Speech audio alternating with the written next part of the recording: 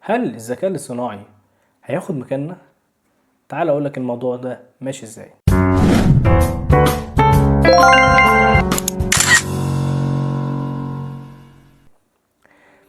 بص يا صديقي، خليني اقولك على حاجة مهمة جدا.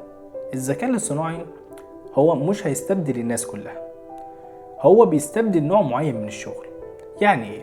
خلينا اديك مثال. الكول سنتر او خدمة العملاء. زمان انت لو كلمت خدمة العملاء، يعني انت بتقعد تستنى حد يرد عليك في المكالمة. دلوقتي بقى في AI اصلا، كول سنتر بقى بيرد عليك بشكل سريع جدا.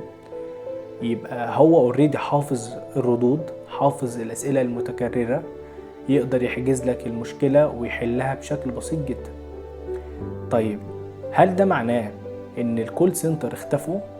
في الحقيقة لا، بس الشغل اللي كان ردود محفوظة نفس الكلام كل يوم هو اللي اتأثر. طيب، بس في نفس الوقت يعني ظهر شغل جديد. طيب زي ايه؟ زي البرومت انجينيرينج، ان ناس كتير جدا بقى بيستخدموا الاي اي مثلا تزود انتاجية شغلهم تقريبا يعني 10 اضعاف، ويوفر عليهم وقت ومجهود كبير جدا. يعني الخلاصة ايه؟